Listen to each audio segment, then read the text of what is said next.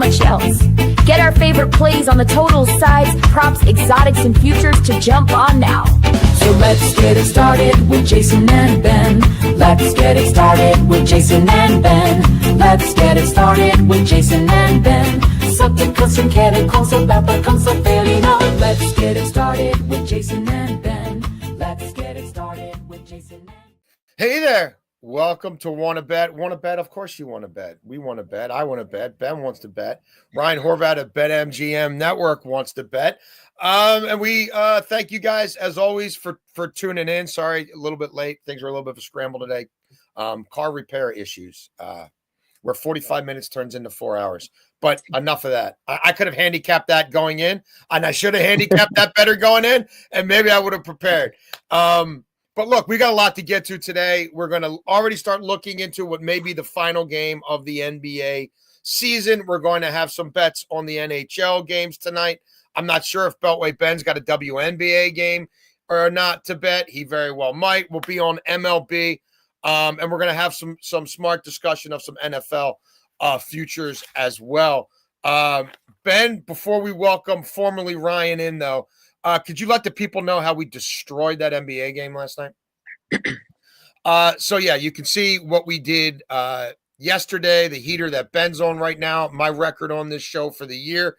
We did. Eric Casillas had been, 7-1 prior coming on with us. So a couple of those player props just failed to hit, but he's absolutely crushed it with us. We thank all you guys for tuning in, and Ryan, no pressure. The bar's been set a little bit high. But Ryan, let everybody know a little bit about yourself and where they can find your work. Hell yeah, I love the pressure, man. And it's been a hectic day for me as well, man. My son, so he graduated. So he's now heading to middle school. He's done with 5th grade here in the DMV, Jason. But we got hit with snow, which is rare. So it's funny, man, is he graduated last week, I believe on Wednesday, but he had to go to school up until today. So it was a hectic day where we were going back and forth because he goes back with my in-laws and my parents. So he was trying to figure out if he wanted to go today. It took forever to get him out of the house. So I'm with you today. I've been doing great, man. BetMGM Tonight is where you can find me Monday through Friday, 7 to 11 p.m. Eastern on the BetMGM Network. I know we're on Twitch. We're on YouTube as well. You can check. It's really it right now until we get to football season. Then I got the college football show on Saturday mornings. But right now in the summer, I like to take it easy, bet some baseball, and then just do the show. 20 hours of content is usually enough for me around this time, Jason. Yeah, no, I hear that. Well, thanks for sneaking in another 20-ish, 25-ish with us, man. We appreciate it. You are our guest. You have the honors of your first down bet. Again, for those who haven't seen it before, first through third, we're making our 3 favorite bets of the day. Third down, our favorite bet of the day, the money down. Fourth and long, we're going to discuss some NFC North props. If you've been watching, I'm bullish on the Packers. Ryan keeps a really close eye on the Packers. We'll size up the NFC North and then get into whether or not we could back our dog of the day, the Pacers, to push that series to 7 games. But Ryan, what's your first bet, brother? All right, man. So, we're going to start with the one that I'm least confident in. I do like this bet, though, quite a bit. The problem is, though, guys, I've liked this bet the entire series. And I'm going to go back to the under, the definition of insanity. I keep betting these unders, man. I'm going to go under 6.5. Right now at BetMGM, it's the best price, -120. I brought up my in-laws. They're in town in game 5, 2-0, man, heading into the third period. And I'm not going to lie. I started celebrating a little bit, booked a vacation on my phone. The cardinal rule when you're betting games, never celebrate, never spend the money until that game goes final. 5 goals scored in the third period. The game goes over. Just a brutal beat, a bad way to end a Saturday night. I called it an early night, went in my room after that and just stared at the ceiling. The Panthers haven't had a game in this series where they've scored under 3 goals. But now the pressure's on here, man. I mean, I know it's cliche, and they're the defending champs, but the toughest game to win is always the closeout game. In Edmonton, their goalie situation is a mess right now. Not sure if they're going to stick with Skinner or how long his leash will be. But with the season on the line, I might be a crazy lunatic, man. The trends aren't going to back me up, but I'm going to go to the under 6.5. I'm not a big public splits guy, but I do every once in a while, especially in a big game, look to fade the public. I saw something like 92% of the bets were on the over tonight. I'm going to go with the under, guys, one last time. Under 6.5, -120, and hope for a better result. I am going to have a hockey bet myself, our first one of this show coming up. But Beltway Ben, what's your first down play? Yeah, I'm going to go with WNBA here. And it's basically Brianna Jones, 8+ rebounds. A lot of juice on that. So I just added Ryan Howard, 10+ points. But Howard's got 10+ points in 9 of 11 games this season. And she's been their go-to scorer, shooting the three very well. Brianna Jones over this in 2 of her last 3 games and 7 of 11 this season. I've done this with the WNBA a few times now where I say that I like the play, but I also suggest taking her for 10+ rebounds at plus 150. That's something she's done a bunch this year. And you look at forwards against the Liberty. Aaliyah Boston this weekend. Remember, I told you guys 10+ at plus 240. She had 11. Angel Reese, 11 rebounds. Camelia Cardoso in the same game, 9 rebounds. Saloon when they played, 11 rebounds. So you got to watch her minutes, but a lot of forwards are doing strong work on the glass against them. And you also look in the minutes, like the blowouts have hurt her here and there. But if we get 28 to 30 minutes from her, which we should in this Commissioner's Cup, I would expect her to go over this. And the Dream have won 3 games by 18+ points. They're 6.5-point dogs here, but they should be able to keep this game somewhat close. If they keep it tight enough, she'll play till the end, and she should be active on the glass. So I like her for 8+ rebounds, and then Ryan Howard, which, again, that's just kind of the toss-in to get us to minus 140, 10+ points. Love it. Let's keep the WNBA hot streak going. I am going to go to the sticks and pucks, and I'm just going to take the Panthers on the money line here to close this thing out. Like, they're the better team. They're superior to the eye test. If you look at the advanced stat, you want to go look at the Corsi. If I'm looking at the Corsi, I'd like to look at what's going on 5-on-5. It's not even close. Like, Florida has dominated all but one game. Edmonton has yet to win a game in regulation. The goal differential in the series is +7 for the Panthers. The Panthers have tended to get early leads and win the first period, which is huge in the finals, especially when you're winning the first period and you have the better goaltender, which that's not even up for debate. You've got the institutional knowledge of what it takes to put a team away and win the cup because you just did that. You've been dominant on home ice. You've got the superior coach.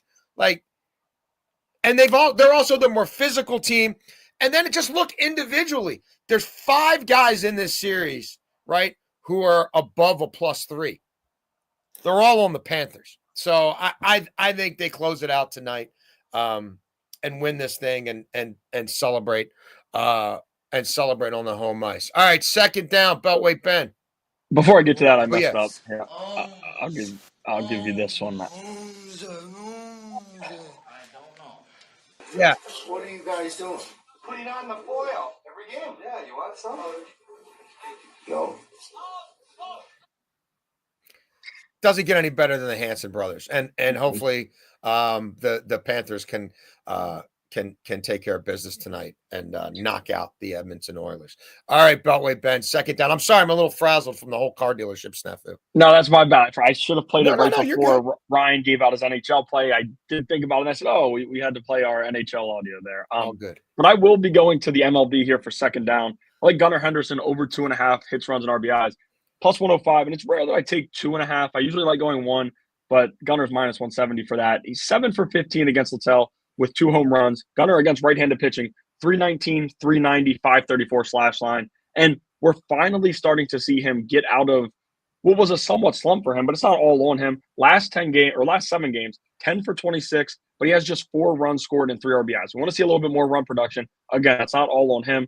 Littell has been solid after an ugly start to the season, but he still allows a lot of base runners and a lot of hits. A guy with good familiarity against him, I like there. And lefties are hitting 268 against him with 10 home runs. He's given up 21 home runs on the year, which is pretty crazy. Another prop that I was looking at for the game, which you can do on ESPN Bet, not many others, is team home run or game home runs. And I liked it over 2.5 in this game because Dean Kramer will throw some beach balls as well. But this is a tight ballpark. We should see the ball flying here tonight. And I think Gunner could go yard, but I'm just going to play his hits, runs, and RBIs at 2.5 +105. I like that call. And if they do go to a lefty reliever and Littell doesn't go that long, although he has been providing length, all of a sudden in the last 25 plate appearances for Gunnar Henderson against lefties, 333 batting average and a slug getting close to 400. So lefties destroyed him earlier in the year. Lefties out of the bullpen. There was a lot of mix and matching going on because everybody knew he couldn't hit lefties. Well, now he's starting to hit lefties. So that doesn't just have to be a Littell play. Second down for me, I'm going to stay in the MLB as well, and I love me a good revenge game. And Jesus Luzardo, the Jesus Lizard, all right, he faced his old team, the Marlins, once this year. that was a little different. That was in Philly. And he got 1 earned run, 7 innings pitched, dominated them. He had the 2 rough starts about 2 weeks ago. Loved him in his last start, and I love him against this Miami lineup. Miami's 2-6 on the run line. Their last now 2-7. Their last 9 home games on the run line. We saw Philadelphia take care of business last night. I think Philadelphia's offense, which has been really streaky, is in a pretty good spot right now. Of the Phillies' last 15 wins against the Fish, 13 of them are on the run line. So if you think they're going to win, the trend is that they'll also cover. Phillies have won 5 in a row. They're hot. And Quantrill's allowing a 304 batting average at home. The Phillies earlier this year got to him for 7 earned runs and 3 1/3. And he has a career 5.31 ERA against the Phillies. So give me the Phillies on the run line. All right, Ryan, what you got second down? All right, I'm going to go with the money line play here. Right now, you could actually get the Mets plus 115. I've been fading the Braves a lot this season, guys, and I like the Mets when they have David Peterson on the bump. He's making his 14th start of the season, 5-2 this year. They've won 3 of his last 4 starts. The Mets have. His ERA is 2.49. He's got 71 strikeouts to 25 walks, so good control. In his last start, he pitched a complete game. It was a shutout and a win over the Nats. Granted, that's the Nats, but you have. New York coming off 3 straight surprising losses to the Rays. I feel like this is a good spot against the Braves. And what I really like about Peterson is doesn't give up a whole bunch of hard hit. He's given up only 4 homers all season, if you look at it. And that's 79 innings on the mound. So pretty big sample size. So I think he'll be able to limit, the power from Olsen, Ozuna, everybody in that Braves lineup. And I just don't trust the Braves right now. Like I got done saying, man, they just got beat 10-1 against Colorado. They're 4-6 in their last 10 games. I know a lot of people are still waiting on the Braves to get hot. I don't know if it's going to happen this season. So right now, the best price you could get for the Mets is plus 115. Reason the Braves are favored in this game is Spencer Schwellenbach is on the bump. He's made 15 starts this season, 5-4. The ERA is pretty solid, 3.11, 84 Ks, just 14 walks. But they're just 3-2 in his last 5 starts. So I'm going to go with the Mets. They've lost 3 straight. I think they get right today against the Braves. And I'll take the plus money, plus 115 being the best price right now. I like it a lot. We had our buddy Greg Peterson on from VSiN on Friday, and we had a discussion about this. And yeah, I mean, the Braves, it's like Vegas is still kind of valuing them like they're the team they were a couple of years ago. But I'm with you. I don't think that version exists anymore. All right, third down, money down. Let's try to get some real money here. Give me Canada to win the Gold Cup. You could find this as high as plus 650. Now, we want to play this now because Canada plays Honduras tonight. And this was 550 most shops. I didn't play it before the tournament because I'm like, Mexico's going to win. Now, I thought they would have beat the Dominican Republic more than 3-2. But still, Raul looks like Raul. Mexico looks like they've got their attack going on for the 20th time. Aguirre's their head coach or whatever that is. So there was that. The U.S. has been dog crap. Then they win 5-0 against the terrible Trinidad and Tobago team. But you know how it is. People are like, oh, wait a minute. Maybe the U.S. is back. I think Canada will do the job against Honduras tonight. If you watched the show yesterday, I love Canada money line, Jonathan David, anytime goal scorer. And the odds on that are dropping. So if you like it, get on it now. I think Canada will do the job tonight, and this will stabilize. But for me, Canada's got the best roster and the deepest roster. They're in a rich vein of form. They qualified for the World Cup in the first time forever. They look great in the Nations League. They beat the U.S. on U.S. soil. You've got, guys like Jonathan David who are going to get a massive transfer after this tournament. Alphonso Davies is in good form. Kyle Laren's in good form. Like Jesse March is a player's coach. Will he eventually get them to the promised land next summer? Probably not. But in a vein like this, where they're playing well, everybody's healthy, he lets them play a style they like, and they've got way more talent than most of the teams they're going to face. I love it. Again, to me, the best team in this tournament, a true home field advantage. Their fans will be behind them 100%. The U.S. fans, there was nobody in San Jose for that match of the day because the U.S. has sucked. Mexico, they're just waiting for the other shoe to drop again with Aguirre, like it always does. And for them to lose to somebody they're not supposed to lose to, so they can boo them out, it's going to be a legit atmosphere in Vancouver tonight for Canada and throughout their home matches. So I think that's really good value. They've got the 3rd best odds to win this thing, and they've got the best team. What do you have on third down, Ryan? All right, I'm going to go with, I like this one a lot. Let's go with the Rangers. The price continues to go up right now. The best I could find is actually BetMGM minus 130. I try not to bet a whole bunch of big favorites in Major League Baseball. If anything, I'm looking for props and, sides, totals, but I'm looking for more dogs. But I like this Rangers look today. The Royals, man, have been a mess. They've lost 6 straight games, all at home.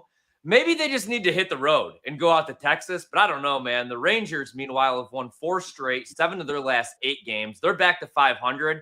That's a team, Texas, I'm buying in on right now. For the Royals, Seth Lugo has been pretty solid. He's 3-5, the record not great, but he's got a 3.18 ERA, 22 walks, 52 Ks, 70 2/3 he's went. But the Rangers have the momentum, and they're pretty good at home this season, 23-13. The Royals only 15-19 on the road. So I'm going to go with the Rangers. I like it right now, minus 130. That's probably the cutoff price, but I do like Texas. I'm going to look to continue to fade Kansas City right now. There are some crazy under trends going on with the Rangers that we're going to look at a little bit more on tomorrow's show in Trend or Bend. But there's a lot. If you think the pitchers are going to get done, Texas is starting to hit the ball, but just go check out Texas first 5 unders at home are 28-8. Yeah. All right, take us home on third down, Beltway Ben. Yeah, I'm going to finish here. The Washington Nationals first 5 minus a half a run at minus 130, and playing the Nationals as a favorite is tough as it gets, but. When you look at it, Soroka's on the mound. He's been much better at home, 3.71 ERA. He's nothing special. They're going to face Sensatella, who straight up has been the worst pitcher in the MLB. It's not really debatable. Yeah. You look at his numbers, 7 earned runs, 0. 7, 4, 6, 4, 4, 1, 4. Last time he faced the Nats was the 1 earned run game. But we talked about it through the show a few times. Sometimes when the guy shuts down a lineup the first time, they come back and get shelled. And this is a guy who's perfectly set up for it. And one thing that I'm looking at here in this game is Soroka's numbers. And lefties have hit him pretty hard, but righties are hitting just 189 against him. When you look at the Rockies lineup, there's really not any good left-handed hitter. Ryan McMahon's got 10 home runs. He has some power, but that's about it. Mickey Moniak, was the failed project that was. And, he can hit for some power, but nothing special. And then Sam Hilliard probably will be in the starting lineup, but he's a pinch runner. So I'm just not fully buying what anything the Rockies have today against Soroka, even with how bad they've been. And this also hit yesterday, right? This still hit yesterday, even with the Nats losing. So even if we don't, they don't win the game outright, all we need is that first 5. And we know how bad the Nats bullpen is. So I feel a little bit more safe taking the first 5 and them to just be up after 5. And the lineup has really struggled. It has, but they face a lot of good arms. Again, Sensatella has legitimately been the worst pitcher in the MLB, and they continue to trot him out because they don't really have much else. He gives up 8 to 10 hits a game, and they just leave him out there and let him go. So we can get 4 runs like a lot of teams have on average he's been giving up. That should cash. James Wood, baby. Might be all you need today, Beltway Ben, is James Wood doing James Wood things. Might be enough. Okay, that brings us to fourth and long. Here's where we have a discussion about either extreme long shot bets or bets that won't get you paid for a long time, like NFL futures. And we've been looking at some different teams and some different divisions. I am super bullish on Green Bay. I love Green Bay to win the division. I like Green Bay to go to the Super Bowl. I've even sprinkled a little bit on Jordan Love as extreme value as a potential MVP candidate.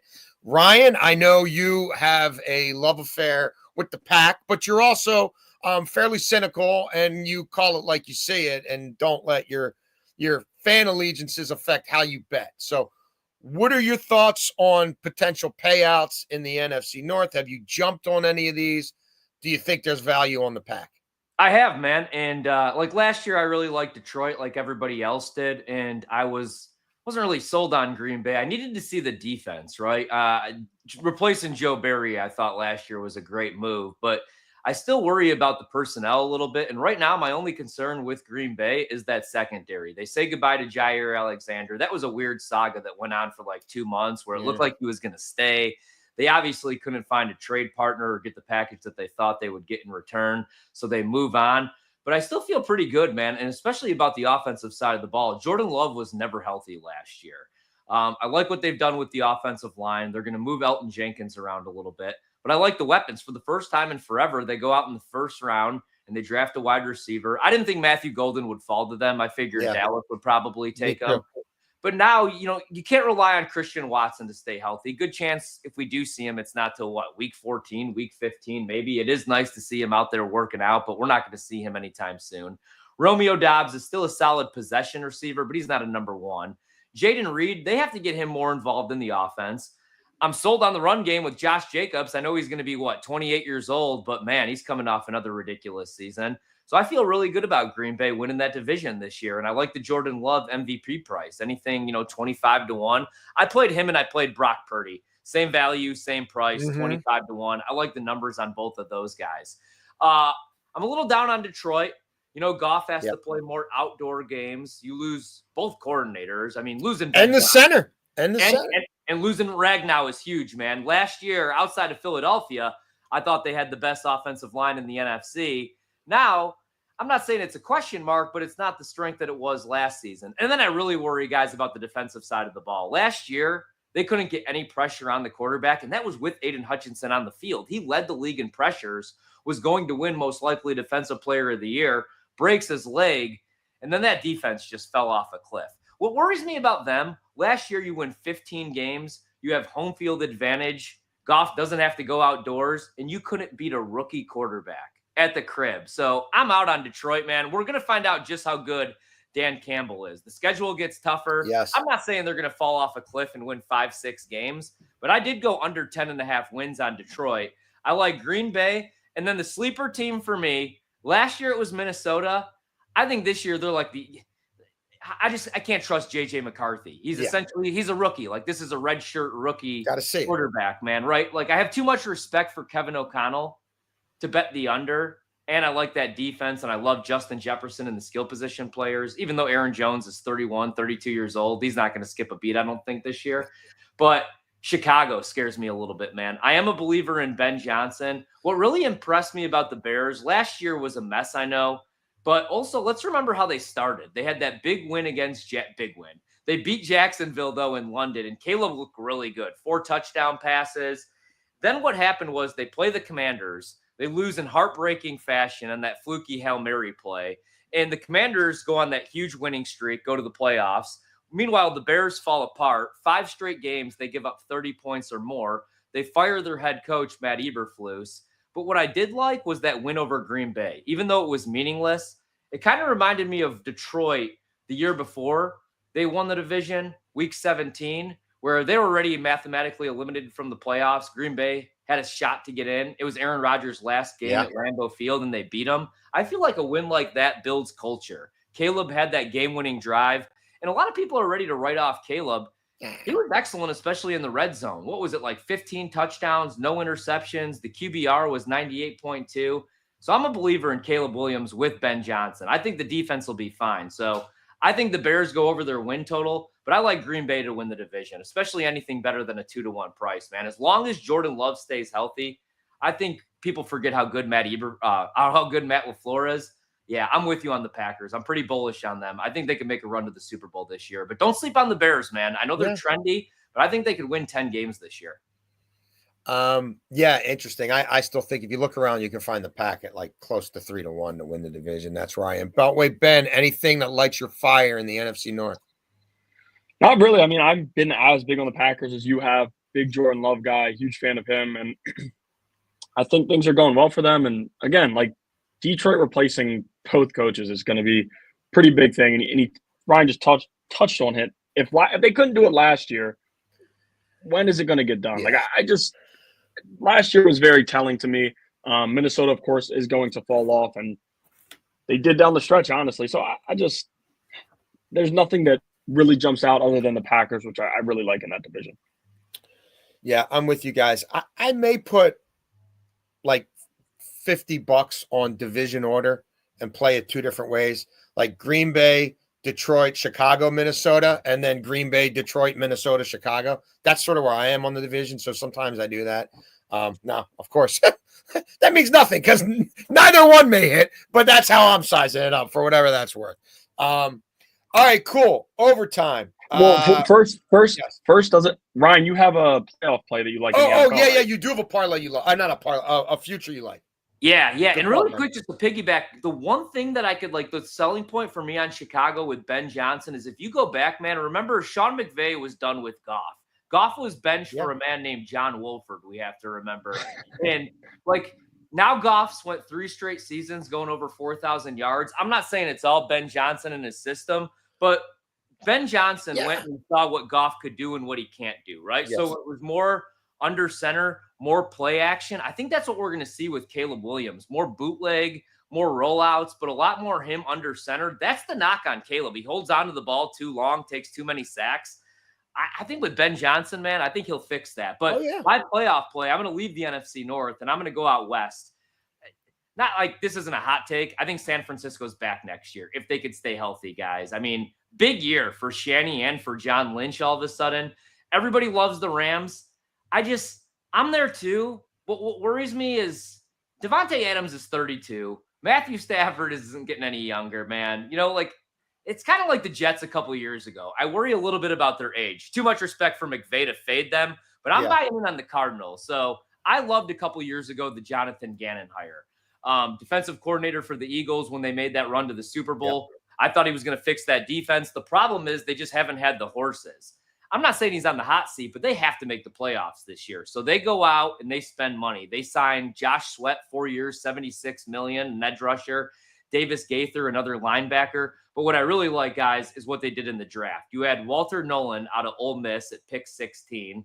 The best, I mean, in my opinion, the best run stopper in the draft. I think he was the second highest according to PFF with a 91.6 grade. But that was Arizona's problem, Jason. I mean, they were 27th last year in EPA allowed per rush.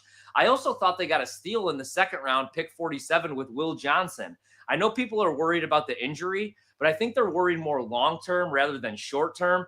He had a 57.2 passer rating allowed, the last 3 seasons at Michigan. Round 3, you get Jordan Birch, another edge rusher. Round 4, Cody Simon out of Ohio State. Round 5, Denzel Burke. And then on the offensive side of the ball, it's a big year for Kyler. If he could stay healthy, I actually think he's going to perform this year. Marvin Harrison enters year 2. He looks like the Terminator. He's more built. Trey McBride should be happy now that he's paid. And he might be the best tight end in the league. And they have the 11th easiest strength of schedule this season. So I'm pretty bullish on Arizona, guys. I'm not going to play them to win the division, because I think that's either San Francisco or the Rams. But I like plus 150 on them to make the playoffs, or just going over 8.5 wins for Jonathan Gannon and company this year. Interesting. No, you make a compelling case. I can't play Kyler. Like, that's just me. Yeah. Kyler runs out of steam for me around December 1st. And if you look at EPA per dropback, you could look at new school metrics, old school metrics. Run them weeks 1 through 9 and run them weeks 10 through the end. And if that division is as decent as I think it's going to be, that's where I just worry about him there. But they should be improved. And there's going to be some really mediocre teams that make the playoffs in each conference, because just start looking at some of these rosters. They're not overwhelming. All right, we'll wrap up in the NBA because we might be running out of real estate to talk about the NBA in real time. The final, it could be the final game of the series. Game 6, a lot of people think it'd be the final game of the series. Back in Indianapolis. This is interesting to me. I jumped on and I played this OKC minus 5.5 last night right after the game, thinking it was going to go in one direction. Woke up at 7 a.m., checked a few things before I took the car into the shop. I could find it at 4.5 in multiple spots. So I did get in on that a little bit. I have a hard time backing the Pacers as to win this game. I'm worried about Halliburton. I feel like OKC, since they went back to the double bigs and figured their rotations out around that, have been the better team. And like when OKC wins, they usually win fairly decisively. If they lose, it could be a close game, but that's why I don't mind laying the points. They figured out how to win in Indianapolis the last time out there. We finally seen a team win 2 straight in this series, which hasn't happened. So the zigzag is out. I just think they're the better team. They've got a plus 4.8 overall net rating. And if you dig down on Indiana starters, they're minus in the series. And again, are we sure that Halliburton is is he 75%? Is he 80? He's not 100.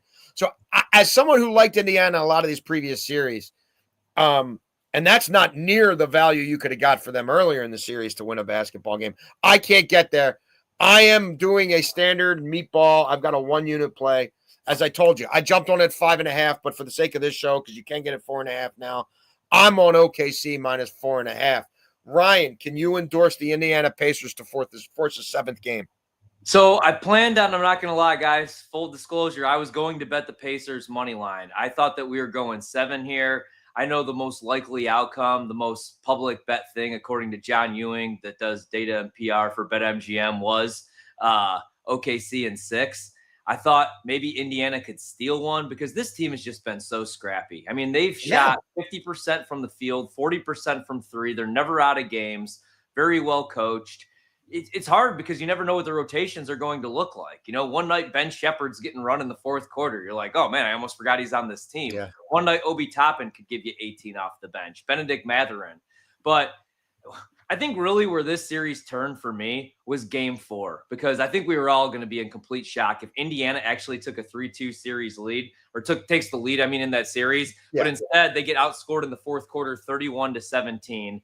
And now it just looks like OKC's figured everything out. Like you said, they go back to the double bigs. I worry about Halliburton. If he's not 80%, I don't think that they could win this game. TJ McConnell had a nice little run, but then he also had 3 straight turnovers. So if he's got to go 30 minutes, man, I just don't know that Indiana's live in this game. I think OKC does win this game. I'm with you, man. I wanted to make the case for the Pacers as the dog here. And I wanted one more NBA game, but I think we wrap up this series in 6. I will also be betting OKC. I have a feeling that Beltway Ben is not going for it here and riding the lightning with Dan Campbell. I have a feeling that Beltway Ben is going to punt on this opportunity like Adam Gase, perennial punter. You're going to punt on this, right? And you're going to say OKC wraps this up.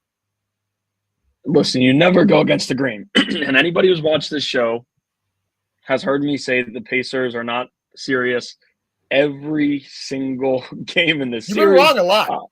I have.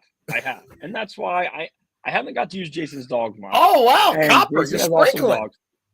Small sprinkle. Nothing, not official play, not on the record. Just I do lean Indiana here. Like it's not, and I will not be betting. I'm shocked by this, by the way. I'm shocked by this development.